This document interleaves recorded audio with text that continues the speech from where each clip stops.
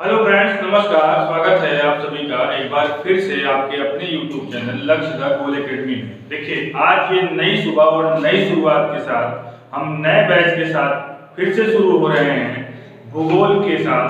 भूगोल विषय जो कि आपका टीजीटी और पीजीटी के लिए भूगोल विषय जो कि महत्वपूर्ण विषय है और बहुत सारे अभ्यर्थियों के विषय हैं जिनसे वो टीजीटी पीजीटी का अध्ययन कर रहे हैं। देखिए, यहाँ पर भूगोल विषय का एक महत्वपूर्ण टॉपिक है जिसका नाम है भौगोलिक चिंतन। यूं तो भौगोलिक चिंतन के लिए या भूगोल विषय से संबंधित मार्केट में बहुत सारे ऐसे लर्निंग मटेरियल्स अवेलेबल हैं जो कि भ्रामक भी हैं और बहुत ज़्यादा विस्तार में हैं। हमें परीक्षा ओरिएंटेड, हमें एग्जाम ओरिएंटेड पढ़ाई करना है, ना कि हमें उसमें शोध करना है या हमें उसमें रिसर्च करना है। पहली बात तो अगर परीक्षा पास करना है तो यह बात आप अपने दिमाग में बैठा लीजिए। क्यों? क्योंकि अगर हम एग्जाम ओरिएंटेड पढ़ाई नहीं करेंगे तो निश्चित ही सफलता हमसे दूर जाएगी। तो ज्यादातर कोशिश हमारी यह होनी चाहिए कि हम परीक्षा या एग्जाम ओरिएंटेड पढ़ाई करें, परीक्षा को ध्यान में रख करके पढ़ाई करें और परीक्षा के नेचर, जो आपका परीक्षा की प्रकृति है, उसको ध्यान में रख करके पढ़ाई करें। ठीक है, तो यहाँ पर आपको भूगोल विषय का जो एक महत्वपूर्ण टॉपिक है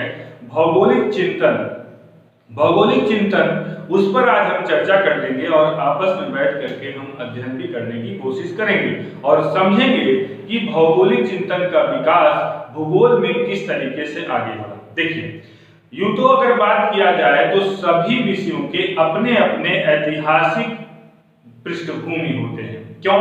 क्योंकि सभी विषयों का एक समय के साथ आगे से आने वाले समय में उसका विकास हुआ है, इसलिए उनका ऐतिहासिक पृष्ठभूमि जायज़ सी बात है होगी। उसी तरह से भूगोल का भी अपना ऐतिहासिक पृष्ठभूमि है। क्यों? क्योंकि भूगोल का भी एक समय से आने वाले समय या अभी तक एक जो चिरसम्मत काल है या प्राचीन काल हम कह सकते हैं, शास्त्रीय काल कह सकते हैं, वहां से अब तक इसका विकास होता आया है और आने वाले समय में इसका विकास होता रहेगा। देखिए, इसी कड़ी में अगर भौगोलिक चिंतन के विकास के बारे में हम बात करें तो यहाँ पर कुछ जो भौगोलिक चिंतन का विकास है उसके कुछ कालखंडों को विभाजित किया गया, कह सकते हैं कालखंडों में बांट करके अध्ययन हम कर सकते हैं। ठीक है, तो आइए यहाँ पर जो कालखंड बांटे गए हैं, भूगोल के विकास के लिए जो कालखंड बांटे गए हैं उनका हम अध्ययन कर लेते हैं। थोड़ा सा ये एक बार हम प्रकाश डाल लेते हैं, फिर उसके आगे हम फिर चलेंगे। देखिए, भौगोलिक विकास के काल की अगर बात किया जाए तो इसमें पहला काल जो आता है आपका वह है चिरसम्मत काल या शास्त्रीय काल। इसे ही क्लासिकल एरा कहते हैं या क्लासिकल काल कहते हैं, ठीक है ना, या शास्त्रीय काल कह देते हैं। चिरसम्मत काल या शास्त्रीय काल, ठीक है। देखिए, यह अब इसका समय काल क्या था? तो इसका समय काल था 600 ईसा पूर्व से लेकर के 300 ईसा पूर्व। कितना? 600 ईसा पूर्व से लेकर के 300 ईसा पूर्व, और इस काल को हम क्या कह दिए? चिरसम्मत काल या शास्त्रीय काल। ठीक है, पहला काल हमारा जो सबसे प्राचीन था वो क्या था? चिरसम्मत काल या शास्त्रीय काल, 600 ईसा पूर्व से लेकर के 300 ईसा पूर्व। ठीक है, आगे जो इसका दूसरा कालखंड है वह है मध्यकाल, अर्थात मध्यकाल के समय में जो भूगोल का विकास हुआ है वह हुआ है 300 ईसा पूर्व से लेकर के, माफ कीजिएगा, 300 ईस्वी से लेकर के 1700 ईस्वी तक। यहाँ पर यह ईसा पूर्व नहीं होगा, यहाँ पर यह क्या होगा? ईस्वी होगा। ध्यान समझिएगा, यहाँ पर चिरसम्मत काल या शास्त्रीय काल का जो समय है वह 600 ईसा पूर्व से 300 ईस्वी तक हुआ है। ठीक है, इसके बाद जो मध्यकाल का विकास हुआ है वह 300 ईस्वी से लेकर के 1700 ईस्वी तक हुआ है। और इसके बाद एक महत्वपूर्ण प्रश्न जहां पर सभी को कंफ्यूजन होता है वह है पूर्व आधुनिक काल, या यहाँ पर फिर से एक बात दे दी जाती है कभी कभी शास्त्रीय काल। ठीक है, पूर्व आधुनिक काल या शास्त्रीय काल। यदि हम शास्त्रीय काल यहाँ की और यहाँ की बात करें तो यह चिर सम्मत काल की शास्त्रीय काल का समय की बात कर रहा है, लेकिन यहाँ पर पूर्व आधुनिक काल मतलब अभी जो आधुनिक काल चल रहा है अब तक या 19वीं शताब्दी तक अगर हम बात कर लें, उसके पहले पूर्व आधुनिक मतलब आधुनिक के पहले का जो पूर्व है उसको भी हम क्या नाम दे देते हैं, शास्त्रीय काल का नाम दे देते हैं। इसीलिए इसे हम कह देते हैं क्या, शास्त्रीय काल। मतलब इसे हम अगर बांट करके पढ़ें, पूर्व आधुनिक काल या आधुनिक शास्त्रीय काल। ठीक है, अब यह कंफ्यूजन आपका दूर हो गया होगा। और यहाँ पर अगर हम बात करें तो इसका कालखंड अगर हम बात करें तो इसका काल समय है 18वीं शताब्दी। 18वीं शताब्दी के समय में भूगोल का जो विकास हुआ है वह आता है किसमें, पूर्व आधुनिक काल या शास्त्रीय काल में। ठीक है, बहुत ही आसान है इसे याद करना, लेकिन थोड़ा सा इसको समझ लेना भी जरूरी है। ठीक है, यह हो गया तीसरा। और चौथा जो इसका भाग आता है क्या आता है, आधुनिक काल के समय को हम कह देते हैं इसमें 19वीं शताब्दी। कौन सा कालखंड है, 19वीं शताब्दी, और नाम क्या है इसका, आधुनिक काल। ठीक है, आधुनिक काल है। आधुनिक काल के समय जो भूगोल का जो विकास है वह कब कब किस समय कालखंड का है, तो यह 19वीं शताब्दी का है। ठीक है, आगे चलते हैं। आगे जो हमारी बात करनी है वो है कि चिर सम्मत काल, चिर सम्मत काल या शास्त्रीय काल। चिर सम्मत काल या शास्त्रीय काल के समय में हमें जिन दो स्थानों को, जिन दो प्लेस के हमें अध्ययन करने हैं, जिन दो प्लेस के हमें जिन भौगोलिक चिन्हों का अध्ययन करना है वह कौन कौन है, जिन दो प्लेस पे हमको विद्वानों का अध्ययन करना है वह है, अगर हम बात करें चिर सम्मत काल, चिर सम्मत काल, चिर सम्मत काल। अगर इस समय के भूगोलवेत्ताओं की अगर हम बात करें, यदि हम विद्वानों की बात करें, चिंतकों की बात करें, तो इस समय के महत्वपूर्ण जो भूगोलवेत्ता थे वो दो जगहों से आते थे। कौन कौन से, एक तो थे यूनानी, एक कौन से थे, यूनानी। हमें जिनका अध्ययन करना है हम उन्हीं की बात करेंगे, बाकी तो अरेबियन भी हैं, बहुत सारे हैं, लेकिन हमें जो अध्ययन करना है वो है आपके यूनानी और रोमन। और जो महत्वपूर्ण होंगे उनको हम आगे आने वाले वीडियोस में ले लेंगे, लेकिन अभी के लिए हमें चिर सम्मत काल के जो भौगोलिक चिंतक थे या भूगोलवेत्ता थे वो हम पढ़ने जा रहे हैं, यूनानी और रोमन। ठीक है, यूनानी और रोमन्स में हमें यूनानियों का पहले अध्ययन करना होगा, उसके बाद फिर रोमन्स का भी हम अध्ययन कर लेंगे। ठीक है ना, तो घबराइए नहीं, सब कुछ हम पढ़ेंगे, बस क्रमवार चलते चलेंगे, क्योंकि क्रमबद्धता का ही नाम क्या है, भूगोल है। क्रमबद्धता का नाम ही क्या है, अध्ययन है। और क्रमबद्ध अध्ययन ही हमें अपनी मंजिल तक पहुंचाने वाला है। हमें भुगतना नहीं आता, हमें क्रम से चलना आता है, इसलिए क्रम को हमको अपने बनाए रखना है। ठीक है ना, तो चिर सम्मत काल में हमें दो लोगों का अध्ययन करना है, एक तो हमारे यूनानी हो गए, दूसरे हमारे कौन हो गए, रोमन हो गए। लेकिन अभी पहले हम क्या पढ़ेंगे, अभी हम चल रहे हैं अध्ययन करने यूनानी भूगोलवेत्ताओं का। यूनानी भूगोलवेत्ताओं का बहुत योगदान है।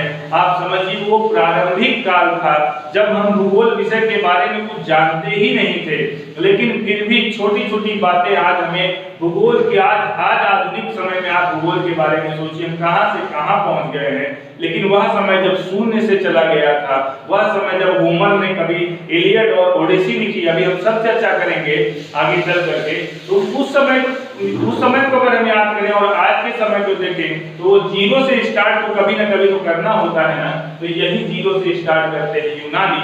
आइए चलते हैं, देखते हैं यूनानी भूगोलवेत्ताओं का योगदान। अगर यूनानी भूगोलवेत्ताओं की बात करें, चिर सम्मत काल के यूनानी भूगोलवेत्ताओं की अगर हम बात करें, तो जो महत्वपूर्ण यूनानी भूगोलवेत्ता थे, यूनानी भूगोलवेत्ता, इनको भी हमको क्रमवार याद कर लेना है, कभी कभी क्रम भी पूछ लेता है। ठीक है, यूनानी भूगोलवेत्ता, देखिए यूनानी भूगोलवेत्ताओं की अगर हम बात करें तो हमारे सबसे पहले जो आने वाले भूगोलवेत्ता हैं उनका नाम है होमर। क्या नाम है, होमर नाम है, और दूसरे जो हमारे महत्वपूर्ण भूगोलवेत्ता हैं वह कौन है? थेल्स साहब। ठीक है, आज हम होमर और थेल्स को तो कम से कम इस वीडियो में आज हम पढ़ ही लेंगे।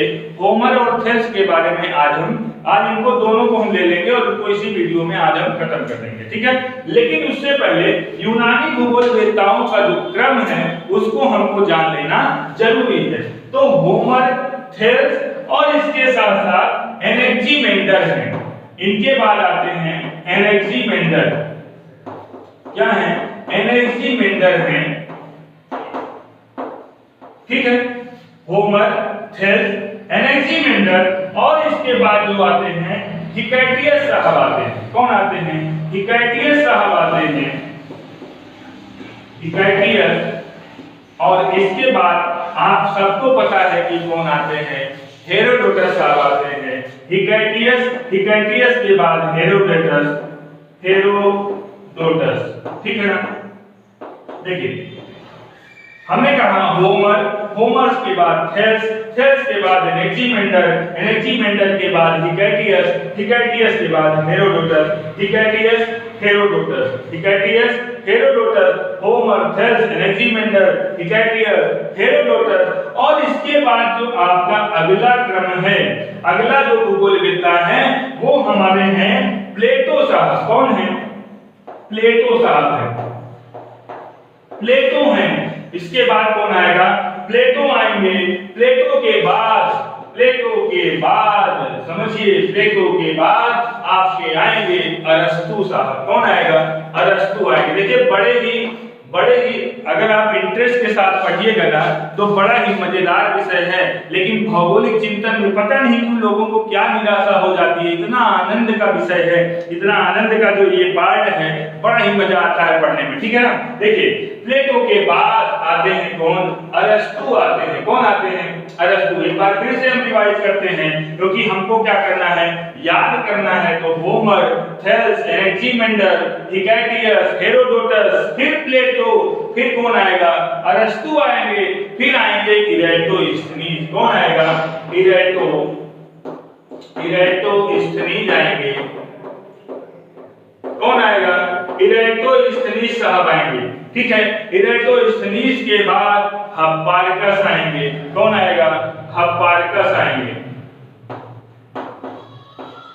ठीक है, देखिए, अब फिर से दो और हो गए, तो दो के साथ हम फिर से एक बार रिवीजन कर लेंगे। क्या? होमर, थेल्स, एनेक्सीमेंडर, हिकैटियस, हेरोडोटस, प्लेटो, अरस्तु, इरेटोस्थनीज और हिप्पारकस। ठीक है, अब हिप्पारकस के बाद जो सवाल है कि अगला जो भूगोलवेत्ता है, यूनानी भूगोलवेत्ता, वो कौन है? तो अगला है आपके पोसिडोनियस। कौन है? पोसिडोनियस। चलिए, पोसिडोनियस। ठीक है, अब ये कितने हो गए? होमर 1, थेल्स 2, एनेक्सीमेंडर 3, हिकैटियस 4, हेरोडोटस 5, प्लेटो 6, अरस्तु 7, इरेटोस्थनीज 8 और हिप्पारकस 9 और पोसिडोनियस 10। ये महत्वपूर्ण है, इनका यही क्रम है।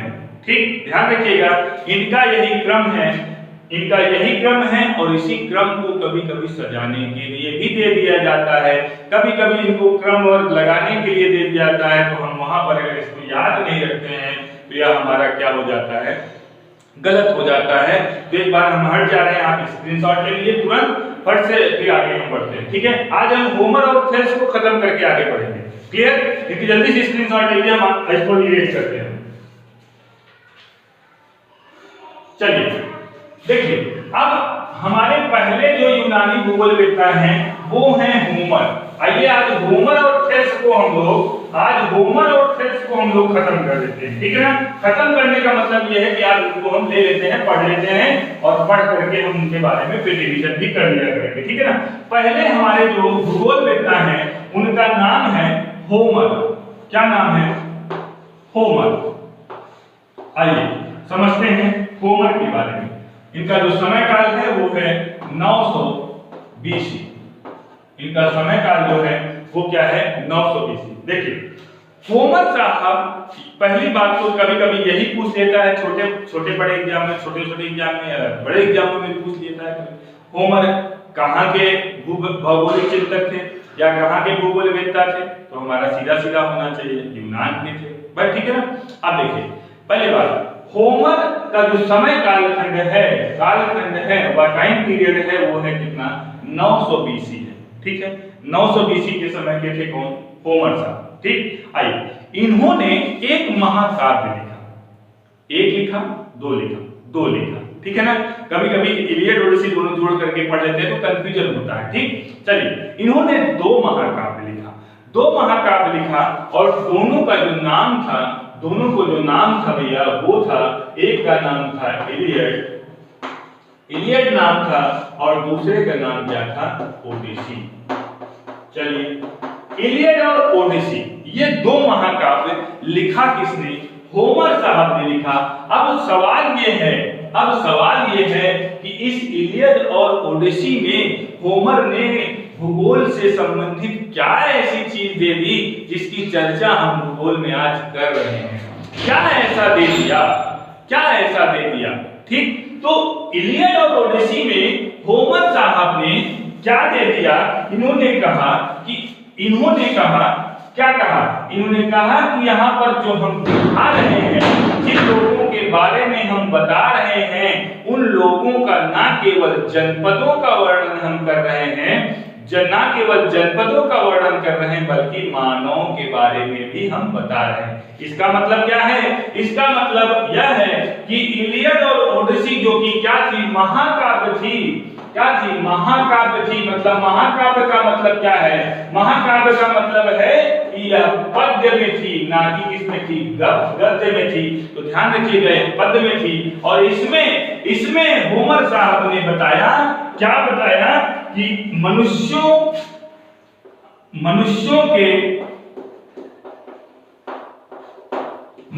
के विषय एवं जनपदों का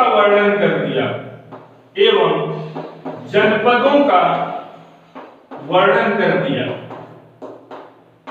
वर्णन किया किसने, होमर साहब ने किया।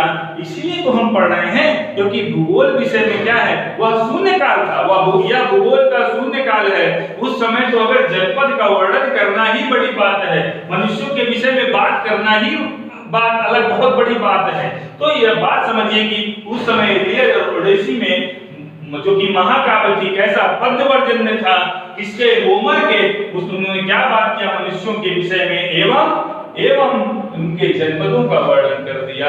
यह बहुत बड़ी बात थी उस समय के लिए, भूगोल के लिए, जहां पर भूगोल शून्य पर था। आज भूगोल हम देख रहे हैं कितना ब्रॉड हो गया, कितना बड़ा हो गया, लेकिन उस समय के बारे में आप सोचिए जब यह जीरो स्तर पे था, ठीक है। आगे हम और होमर को पढ़ते हैं। अगली बात जो होमर ने बताई, इन्होंने कहा कि भैया पृथ्वी कैसी है। इन्होंने कहा कि पृथ्वी गोल है। क्या बड़ी बात बताई, इन्होंने कहा कि पृथ्वी गोल है, ठीक है। लोगों ने कहा पृथ्वी गोल है, तो ठीक है, अगर पृथ्वी गोल है तो ये बताइए, लोग इनसे पूछ रहे थे, ऐसे कन्वर्सेशन में पढ़ लेंगे तो कन्वर्सेशन में हमको बातचीत में याद हो जाएगी चीजें, है ना। इन्होंने कहा पृथ्वी गोल है, ठीक है। तो लोगों ने कहा कि जो समुद्र जैसा दिखाई दे रहा है, जो जल हमारे चारों तरफ दिखाई दे रहा है, आसपास इधर निकलिए भाई, एथेंस से आप निकले जल ही मिलेगा। उन्होंने कहा कि जो जल आसपास हमारे आसपास दिखाई दे रहा है, ये क्या है। इन्होंने कहा कि पृथ्वी गोल है और यह चारों तरफ से, ध्यान से सुनिएगा तो याद रहेगा, चारों तरफ से जल से घिरा हुआ है, ठीक है। कोई बात नहीं, जल से चारों तरफ से क्या है, घिरा हुआ है। किसने कहा, होमर साहब ने कहा कि पृथ्वी गोल है और यह चारों तरफ से जल से मतलब सागर सरिता से, यह क्या हो गई, सागर सरिता से चारों ओर से घिरा हुआ है, ठीक है। लोगों ने कहा ठीक है, होमर साहब आप कह रहे हैं तो सही है, पृथ्वी है चारों तरफ से सागर सरिता से घिरा हुआ है, ठीक। लेकिन यह जो आकाश है यह क्या है, और यह आकाश ऐसे हवा में उड़ रहा है क्या। उन्होंने कहा नहीं, उन्होंने कहा इस सागर सरिता में स्तंभ लगे हुए हैं, बड़े बड़े खंभे लगे हुए हैं, जिन पर क्या हो गया है, जिन पर यह आकाश जो है वो टिका हुआ है। ठीक है, अब इनके कहने के हिसाब से इमेज अगर हम बनाएं तो कुछ ऐसा इमेज बनेगा, यहाँ पर हम स्तंभ लगा दें और चारों तरफ से इसको क्या कर दे, आकाश से इसको क्या कर दे, घेर दे। ठीक है, ये ठीक, यह किसने कहा, होमर ने कहा। ठीक, होमर साहब ने कहा कि पृथ्वी जो है वो क्या है, गोल है, पृथ्वी गोल है, गोल है और यह चारों ओर से सागर सरिता से घिरी हुई है। यह क्या, यह मतलब पृथ्वी चारों तरफ से सागर सरिता से सागर सरिता से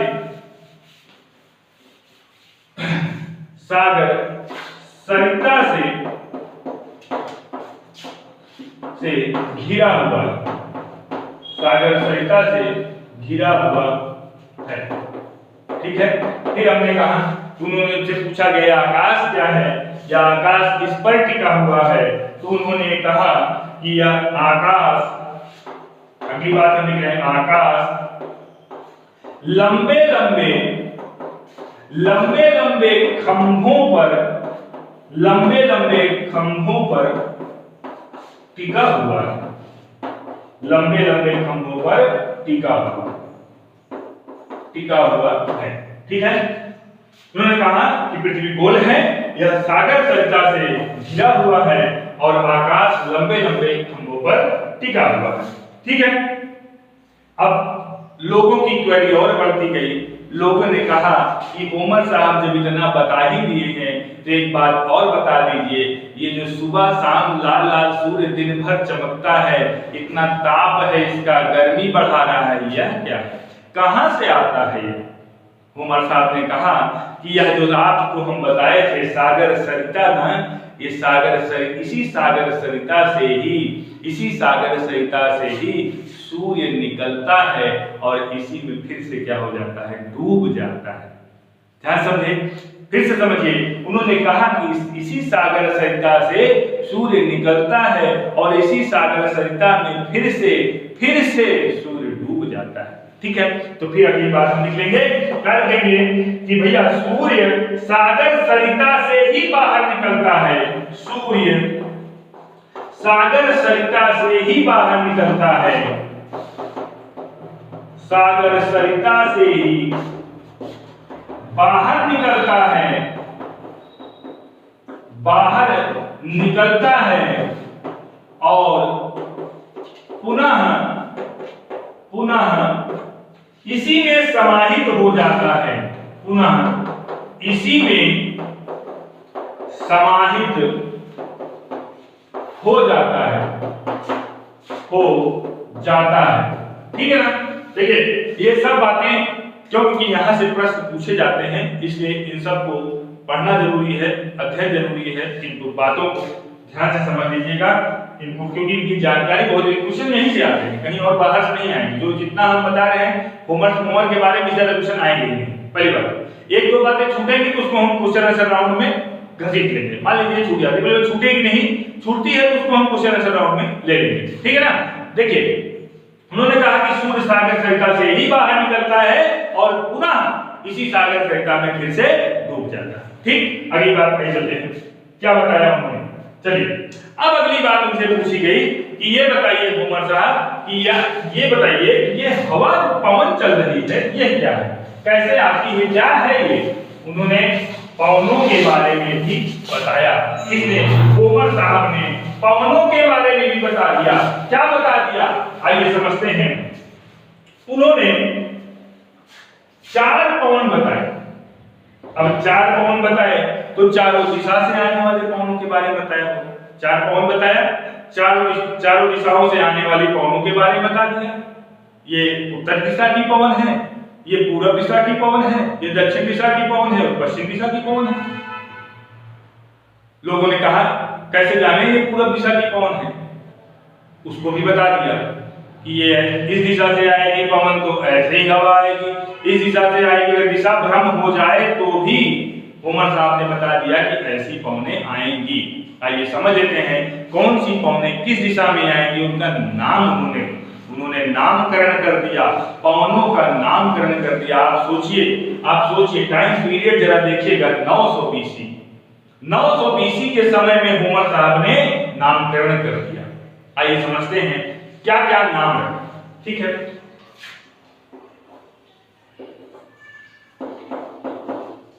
और ये हो गया नॉर्थ, साउथ, ईस्ट और वेस्ट। अब इन्होंने नामकरण किया। क्या नामकरण किया? इन्होंने कहा कि जो उत्तर से आने वाली पौने हैं, जो उत्तर से आने वाली पौने हैं, उनको कह दिया ये है बोरेस। क्या है? बोरेस। इनका नामकरण रख दिया बोरेस। क्या नाम रख दिया? बोरेस। ये उत्तर। अब उनसे पूछा गया जो दक्षिण तरफ से हवा आने वाली है, आप बता रहे हैं वो होमर साहब, तो बताइए ये उत्तर वाले का नाम जो बोरेस रख दिया, तो दक्षिण वाले का नाम क्या है? उन्होंने कहा कि दक्षिण वाले का नाम क्या है? नोट्स या नोटस।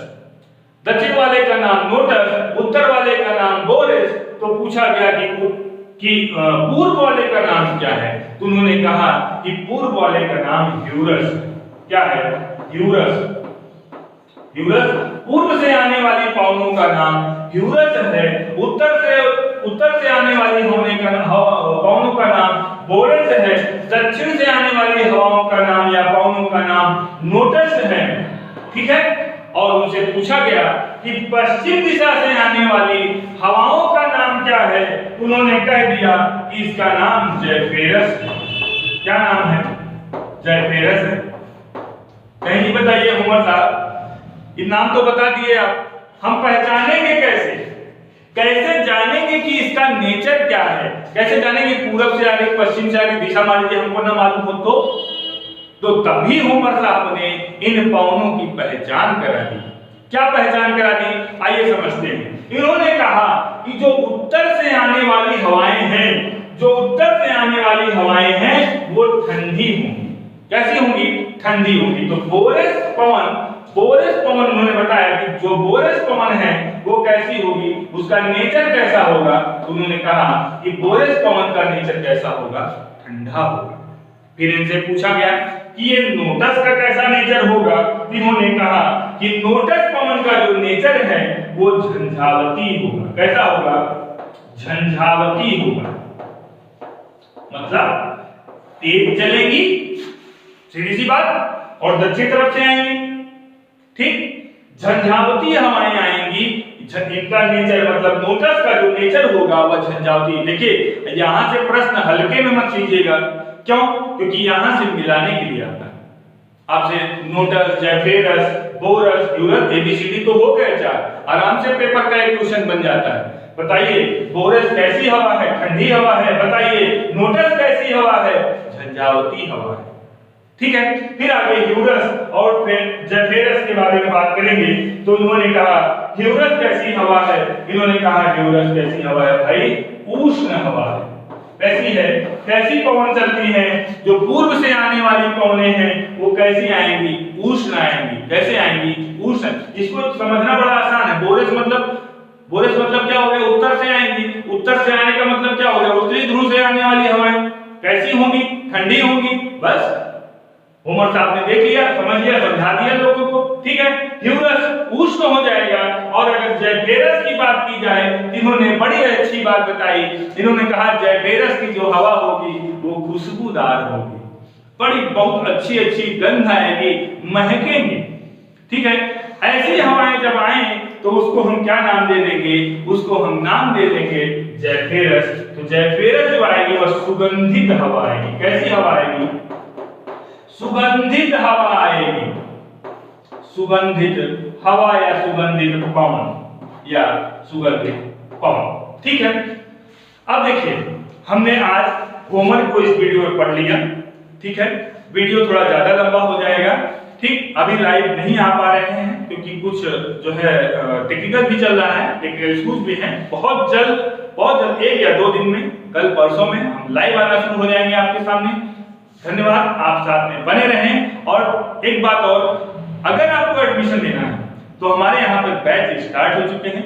नीचे डिस्क्रिप्शन बॉक्स में नंबर दे दिया गया है, उस पर कॉल करें, संपर्क करें, बात करें। और यहाँ पर भूगोल विषय से संबंधित टीजीटी पीजीटी हम पढ़ा रहे हैं। बाकी मैथ और जो भी अन्य विषय हैं उनसे भी कक्षाएं लगातार चल रही हैं। तो आप यदि एडमिशन लेना चाहते हैं, हमसे जुड़ना चाहते हैं, लक्ष्य खगोल एकेडमी से जुड़ना चाहते हैं, तो आप कॉल कर सकते हैं। जो डिस्क्रिप्शन बॉक्स में नंबर दिया गया है। Thank you so much.